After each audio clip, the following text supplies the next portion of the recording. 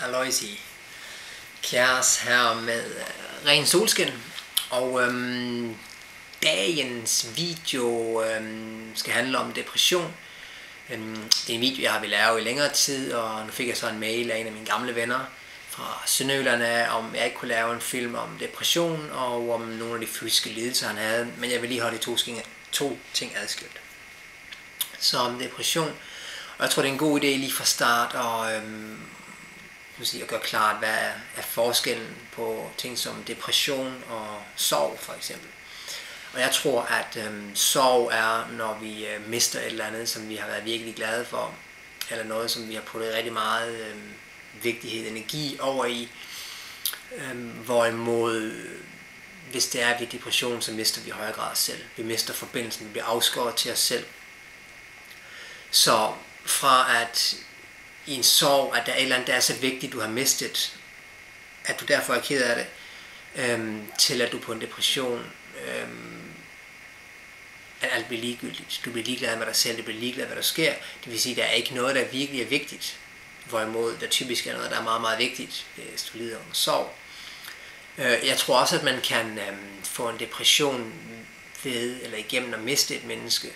Men det tror jeg skyldes, at man allerede har mistet sig selv til det her menneske forinden. Hvis man lever sit liv igennem et andet menneske, og så det her menneske på en eller anden måde forsvinder fra ens virkelighed, så kan man godt blive afskåret fra sig selv, da man ikke længere kan finde sig selv i et andet menneske. Men hvis vi lever centreret inde i os selv, så udgangspunkt i os selv, igennem alt hvad vi laver, vil det at miste et andet menneske ikke kunne få os til at blive deprimeret. Men det skal handle om depression nu her, og jeg tror der er to måder at gribe depression an, og det ene det er den fysiske vej, og det andet det er den rene spirituelle vej, og de hænger begge to meget sammen, der vi netop igennem, hvis vi lider rent spirituelt, vil føle os tiltrukket til nogle også nogle fysiske lidelser og omvendt.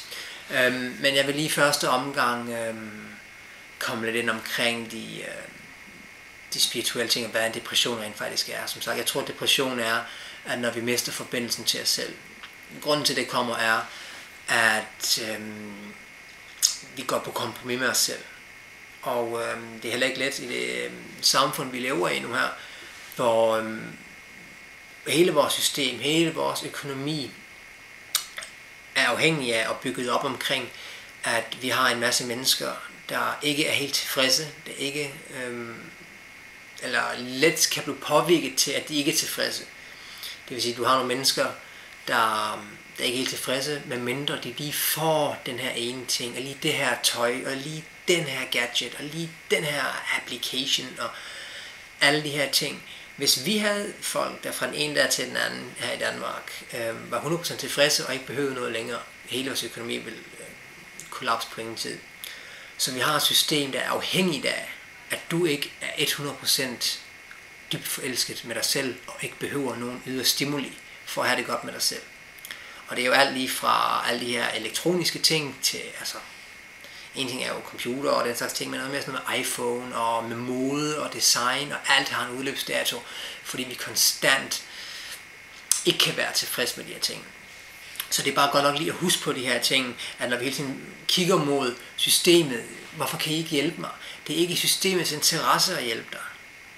Du er nødt til at hjælpe dig selv, og depression er i sig selv ikke nogen forfærdelig ting, det er i bund og grund en meget smuk ting, lige så vel som en sygdom også kan være en meget smuk ting, hvis vi forstår den, og vi ser den for hvad den rent faktisk er, nemlig et prik på skulderen om, at så går den nok ikke længere den her vej, vi er nødt til at komme tilbage på vejen, vi er nødt til at leve i balance og i harmoni med vores omgivelser og med os selv, og det er det, jeg tror, en depression rent faktisk er, men vi misforstår den, og som man på engelsk siger, we are shooting the messenger. Vi i stedet for og det er ikke engang kun, det er også noget, vi gør med andre mennesker, men i stedet for at tage en given ting til os, og forstå den, og lade den lære os, hvad den har at lære os, så angriber vi den, og prøver at slå den ihjel, i stedet for at se, hvad den rent faktisk prøver på at fortælle os. Og en depression kommer i sidste ende af lavt selvværd, tror jeg. Det kommer af, at man har gået så mange gange på kompromis med sig selv, Man har så mange gange svigtet sig selv. Man har så mange gange været en person, man egentlig ikke vil være. At man distancerer sig mere og mere fra sit udgangspunkt. Og en eller anden gang så kommer man så langt væk fra sig selv, at man mister forbindelsen. Og det er der, at vi er nødt til at finde os selv igen. Hvis vi er ked af det, eller vi er i sorg, så handler det mere om at fokusere på de positive ting igen, og bringe de her ting ind i vores liv, og rykke opmærksomheden tilbage os selv. Men hvis vi virkelig kommer helt ind og blevet afskåret fra os selv, som vi gør igennem en depression, er vi nødt til at finde os selv igen, og nødt til at, jeg vil ikke sige at starte forfra, men det er en meget, meget smuk ting, for det handler om, at vi kommer så langt, at vi lider så meget, så vi giver slip på alle de usunde forhold, vi har bevæget os ind i og levet under, at vi kan få bragt de ting ind i vores liv, og at vi kan, som vi gerne vil have, og vi kan være den person, som vi dybt inden ønsker at være. Men vi føler bare, at der er så mange mennesker, vi vil svigte, hvis vi var den person, vi er. Og vi har så mange ting, vi ikke får levet op til. Og det er fordi, vi har malet os op i et hjørne, og vi tror, vi skal være på en vis måde. Men det er kun en måde, vi skal være på, og det er ved at gøre det, der føles bedst hele tiden, og ved at være os selv. Men det er ikke altid helt let. Og jeg tror, at ved at behandle os selv som et barn, tror jeg, at vi har muligheden for at komme tilbage. Altså, lad være med at lyve over for dig selv. Vær ærlig over for dig selv. Giv dig selv lov til at gøre de ting, du har lyst til, de ting, du føler for. Og vær et forbillede for dig selv. Vær en person, som du kan lide. For eksempel, hvis en af dine venner beder dig om at gå ned og handle ind og giver dig 100 kroner og skal købe noget for nogen 30, og du så kommer tilbage, og han spørger ikke efter pengene, og du har stadig de der nogle 60 kroner i lommen. Og når aftenen er over, så finder du, okay, han har sgu da glemt de der penge, så nu kan jeg bare lade være med at give ham pengene, fordi han vil jo ikke finde ud af, at jeg er en tyv. Men dit problem i det her er, at du vil vide, at du er en tyv. Du vil vide, at du er i stand til at stjæle for dine venner. Så vær det menneske. Lad være med at lyve, lad være med at stjæle, lad være med at smide ting i naturen, med mindre at du ikke, eller du må sige, at der godt kan lide mennesker, eller har en stor accept over for at lyve, stjæle og smide ting i naturen, så er det ligegyldigt. Men lad være med at gøre noget, så du mister respekten for dig selv. Og værdsættelsen af dig selv. Vær et elskværdigt menneske. En ting, og så lad være med at prøve på konstant at gøre andre mennesker glade, for at de kan bekræfte dig i den du er. Du er noget så perfekt, som du er lige nu. Jeg tror, der er nogle af de her ting, især med hvordan modebladet, tv, design og alle de her ting, de konstant fortæller os, at hvad vi gør ikke er godt nok. Det tror jeg i hvert fald er en stor medfaktor til, at vi har så meget lidelse, tungsindighed, depression i vores samfund. Og når jeg siger modstand også, altså jeg tror, at al lidelse, vi har i sidste ende, kommer af modstand. Det vil sige, at vi har modstand mod, hvad er, fordi grunden til, at alt det her, det føles så dårligt, det er fordi, det er noget bullshit. Det er ikke rigtigt. Du er ikke et mindre værdigt menneske. Du er ikke et menneske, der ikke fortjener accept og kærlighed. Du ved dybt inden, at det er løgn. Men du lever efter det, og det er derfor, det føles så godt. De ting, der er rigtige, føles godt. De ting, der er løgn, føles af helvede til. Det er meget, meget, meget simpelt, men også, tror også meget, meget god måde gennem livet. Det, du føler dig draget til, det, du resonerer med, det er den vej, du skal gå. Det er det, der er det rigtige. Alt andet er noget juks. Så find dig selv igen, og giv dig selv lov til at være et barn igen, og det tror jeg i hvert fald er en rigtig god ting, at lade være med at putte for meget værdighed i andre folks definitioner af dig. Du er den eneste, der kan definere dig. Du er den eneste, der kan gøre dig selv glad. Der er ingen mennesker, der kan gøre dig ked af det. Der er ingen, der kan gøre dig glad. Hvis en eller anden kommer hen og sviner dig til, hvis du ikke har nogle negative tanker forbundet med den her tilsvining, vil det ikke kunne røre dig. Og det samme med at gøre dig glad. Du er det eneste menneske, der er ansvarlig for, hvordan du har det i dit liv. Så lad være med at lade det være op til andre. Fordi andre folk har også gode dage og har dårlige dage. Så du kan ikke lade det være op til de mennesker at definere dig. Ingenting er personligt, det nogensinde bliver sagt. Ingen folk siger noget til dig, på grund af dig. De siger alle sammen noget til dig på grund af dem selv. Så de fleste mennesker derude er lige så usikre, som du er. De fleste mennesker derude er ligesom, hvad kan man sige, har den samme trang til at skulle ændre andre mennesker, hvis de har det af helvede til.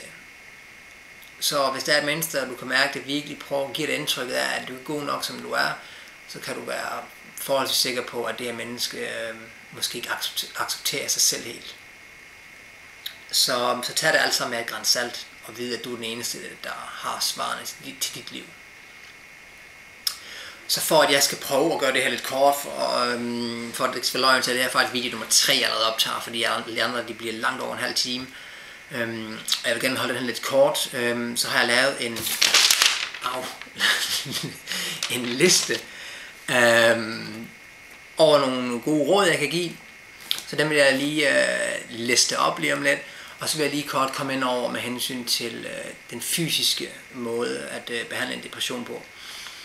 Der er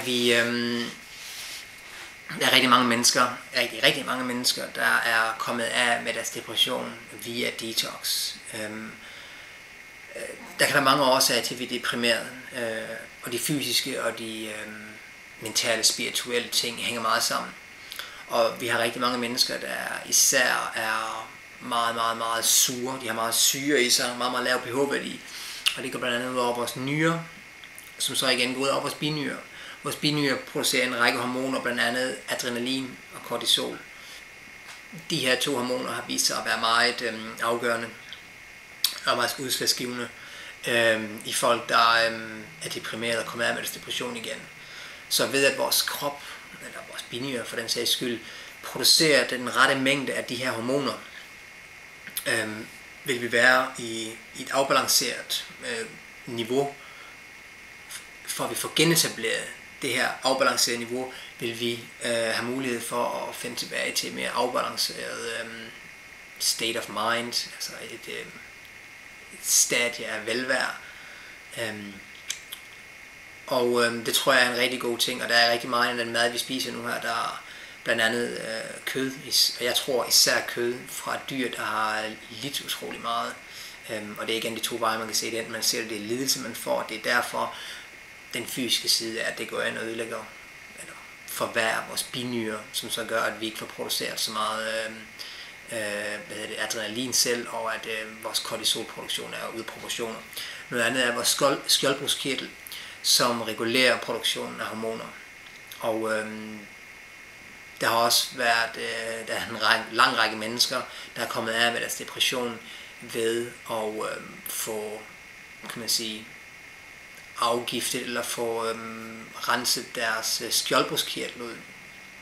Og en ting, der har vist sig at være meget, meget skadelig for skjoldbruskkirtlen hos mange mennesker, er gluten, hvilket er i pasta og brød og den slags ting. Så det er i hvert fald noget, jeg vil kigge efter, men i det hele taget at leve lettere og leve ikke så tungt, er noget, jeg kan anbefale rigtig godt, så man får lidt mere liv og lidt mere lys ind i sit liv igen, og bliver lettere.